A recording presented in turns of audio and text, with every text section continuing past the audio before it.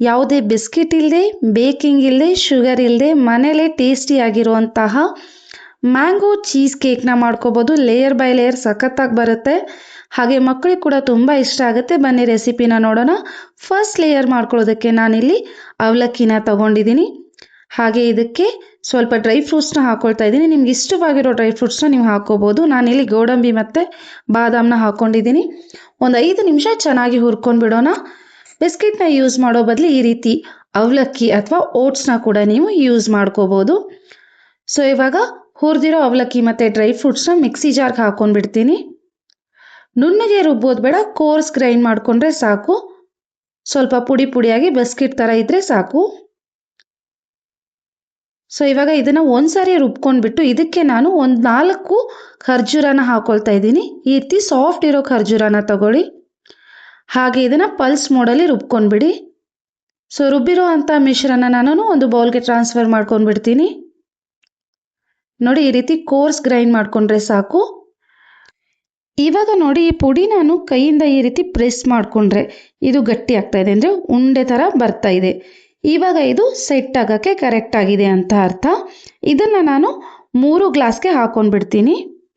ನಾನಿಲ್ಲಿ ಸೆಪ್ರೇಟಾಗಿ ಮಾಡ್ಕೊಳ್ತಾ ಇದ್ದೀನಿ. ನಿಮ್ಗೆ ಬೇಡ ಅಂದರೆ ಒಂದೇ ದೊಡ್ಡ ಬೌಲ್ಗೆ ಕೂಡ ನೀವು ಇದನ್ನು ಹಾಕಿ ಸೆಟ್ ಮಾಡ್ಕೋಬೋದು. ಶುಗರ್ ಇರೋ ಬಿಸ್ಕಿಟ್ನ ಯೂಸ್ ಮಾಡೋ ಬದಲು ಈ ರೀತಿ ಮನೆಯಲ್ಲೇ ನೀವು ಓಟ್ಸ್ ಅಥವಾ ಅವಲಕ್ಕಿಯಿಂದ ಇದನ್ನು ಮಾಡ್ಕೊಳ್ಳಿ. ಹೆಲ್ದಿಯಾಗಿರುತ್ತೆ, ಟೇಸ್ಟ್ ಕೂಡ ಚೆನ್ನಾಗಿರುತ್ತೆ. 3 ಗ್ಲಾಸ್ಗೆ ಹಾಕಿಬಿಟ್ಟು ನಾನು ಇದನ್ನು ಫ್ರಿಜ್ಜಲ್ಲಿ ಸೆಟ್ ಮಾಡೋಕ್ಕಿಡ್ತೀನಿ. ಸೆಕೆಂಡ್ ಲೇಯರ್ ಆಗೋವರೆಗೂ ಸೆಟ್ ಆದರೆ ಸಾಕು, ಒಂದು 10 ನಿಮಿಷ ಸಾಕು. ಇವಾಗ ನಾನು ಸೆಕೆಂಡ್ ಲೇಯರ್ ಮಾಡೋಕ್ಕೆ ಮಿಕ್ಸಿ ಜಾರ್ ಒಳಗಡೆ 1 ಬೌಲ್ನಷ್ಟು ಪನ್ನೀರ್ನ ತಗೊಂಡಿದ್ದೀನಿ. ನೀವು ವೆಗನ್ ಡಯಟ್ ಎಲ್ಲ ಮಾಡ್ತಾ ಇದ್ರೆ ನೀವು ಇದಕ್ಕೆ ಟೋಫುನ ಕೂಡ ಯೂಸ್ ಮಾಡ್ಬೋದು. ಒಂದು 30 ಗ್ರಾಮ್ನಷ್ಟು ಪನ್ನೀರ್ ಸಾಕಾಗುತ್ತೆ. ಹಾಗೆ ಇದಕ್ಕೆ ನಾನು 2 ಟೇಬಲ್ ಸ್ಪೂನಷ್ಟು ಮೊಸರನ್ನ ಹಾಕ್ಕೊಳ್ತಾ ಇದ್ದೀನಿ. ಸ್ವಲ್ಪ ಯಾಲಕ್ಕಿ ಪುಡಿ, ಕೇಸರ್ ಹಾಗೆ ಅಲ್ಫಾನ್ಸೋ ಮ್ಯಾಂಗೋನ ಹಾಕ್ಕೊಳ್ತಾ ಇದ್ದೀನಿ. ಅರ್ಧ ಮ್ಯಾಂಗೋ ಹಾಕಿದರೆ ಕೂಡ ಸಾಕಾಗುತ್ತೆ. ನಾನು ಮಾಡೋ ರೆಸಿಪೀಸ್ ನಿಮ್ಗೆ ಇಷ್ಟ ಆದರೆ ಮರೀದೆ ಲೈಕ್, ಶೇರ್ ಆ್ಯಂಡ್ ಸಬ್ಸ್ಕ್ರೈಬ್ ಕೂಡ ಮಾಡಿ. ಇದಕ್ಕೆ ನಾನು ಹನಿನ ಹಾಕ್ಕೊಳ್ತಾ ಇದ್ದೀನಿ, 2 ಟೇಬಲ್ ಸ್ಪೂನಷ್ಟು. ನೀವು ಶುಗರ್ ಫ್ರೀ ಬೇಡ ಅಂದರೆ ನೀವು ಸಕ್ಕರೆನ ಕೂಡ ಯೂಸ್ ಮಾಡ್ಬೋದು.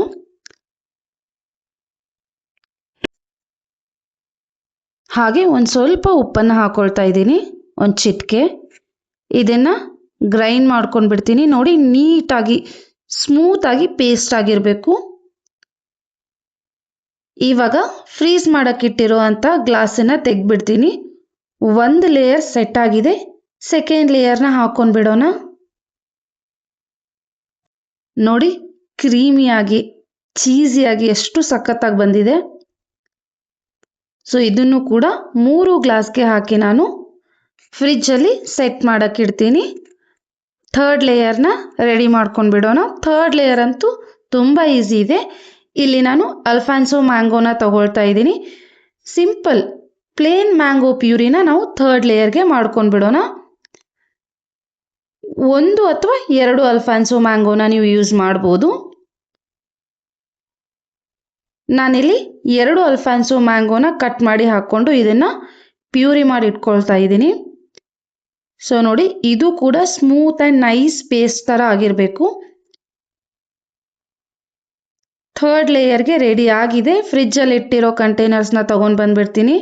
ನೋಡಿ, 2 ಲೇಯರ್ ಸಪ್ರೇಟಾಗಿ ಸೆಟ್ ಆಗಿದೆ. ಫ್ರಿಜ್ಜಲ್ಲಿ ಇಟ್ಟಿರೋದ್ರಿಂದ ಸ್ವಲ್ಪ ಕ್ಲಾರಿಟಿ ಕಡಿಮೆ ಕಾಣ್ತಾ ಇದೆ. ಇದಕ್ಕೆ ನಾನು ಮ್ಯಾಂಗೋ ಪ್ಯೂರಿನ ಹಾಕ್ಕೊಂಡ್ಬಿಡ್ತೀನಿ, which is our third layer. ತುಂಬ ಟೇಸ್ಟಿಯಾಗಿದೆ ಗೈಸ್. ಹಾಗೆ ಇದು ತುಂಬ ಹೆಲ್ದಿಯಾಗಿದೆ. ಯಾವುದೇ ರೀತಿಯಾದ ಶುಗರ್ನ ಯೂಸ್ ಮಾಡಿಲ್ಲ, ಹಾಗೆ ಬಿಸ್ಕಿಟ್ನ ಯೂಸ್ ಮಾಡಿಲ್ಲ. ನೋಡಿ, ಲೇಯರ್ಸ್ ಎಷ್ಟು ಚೆನ್ನಾಗಿ ಬಂದಿದೆ. 3 ಲೇಯರ್ ಕಾಣ್ತಾ ಇದೆ. ಕೆಳಗಡೆ ಇರೋದು ಡ್ರೈ ಫ್ರೂಟ್ ಮತ್ತು ಅವಲಕ್ಕಿ ಲೇಯರ್, ಮಧ್ಯೆ ಇರೋದು ಮ್ಯಾಂಗೋ ಚೀಸ್ ಲೇಯರ್, ಹಾಗೆ ಮೇಲ್ಗಡೆ ಇರೋದು ಪ್ಯೂರ್ ಮ್ಯಾಂಗೋ ಪ್ಯೂರಿ ಲೇಯರ್. ಮೇಲೆ ಸ್ವಲ್ಪ ಮ್ಯಾಂಗೋ ಕ್ಯೂಬ್ಸ್ನ ಹಾಕ್ಕೊಂಡ್ಬಿಡ್ತೀನಿ. ರಿಯಲ್ ಮ್ಯಾಂಗೋ ಕ್ಯೂಬ್ಸ್ ಪ್ರತಿಯೊಂದು ಸ್ಪೂನಲ್ಲೂ ಬರ್ತಾ ಇದ್ರೆ ಚೆನ್ನಾಗಿ ಅನಿಸುತ್ತೆ. ಹಾಗಾಗಿ ರಿಯಲ್ ಮ್ಯಾಂಗೋ ಕ್ಯೂಬ್ಸ್ನ ಹಾಕ್ಕೊಳ್ತಾ ಇದ್ದೀನಿ. ಮತ್ತೆ ಇದನ್ನು ಫ್ರಿಜ್ಜಲ್ಲಿ ಇಟ್ಬಿಡ್ತೀನಿ. ಇವಾಗ ಇದನ್ನು 1 ರಿಂದ 2 ಗಂಟೆ ಫ್ರೀಝರ್ನಲ್ಲಿ ಇಡಬೇಕು, ಇಲ್ಲ ಅಂದರೆ 3-4 ಗಂಟೆ ಫ್ರಿಜ್ಜಲ್ಲಿಟ್ಟರೆ ಸಾಕು. ನೋಡಿ ಲೇಯರ್ಸ್ ಎಷ್ಟು ಚೆನ್ನಾಗಿ ಬಂದಿದೆ. ಆ್ಯಂಡ್ ಇವಾಗ 2 ಗಂಟೆ ಆಗಿದೆ. ಫ್ರಿಜ್ಜಿಂದ ಹೊರಗಡೆ ತೆಗೆದಿದ್ದೀನಿ. ಮೇಲೆ ವ್ಯಾನಿಲಾ ಐಸ್ ಕ್ರೀಮ್ನ ಹಾಕ್ಕೊಳ್ತಾ ಇದ್ದೀನಿ. ಇದು ಕೂಡ ಶುಗರ್ ಫ್ರೀ ಇದೆ, ಮನೆಯಲ್ಲೇ ಮಾಡಿರೋದು. ನಿಮಗೆ ಬೇಡ ಅಂದರೆ ನೀವು ಐಸ್ ಕ್ರೀಮ್ನ ಎಕ್ಸ್ಕ್ಲೂಡ್ ಮಾಡ್ಬೋದು. Mango cheese cake is ready to eat. Thank you.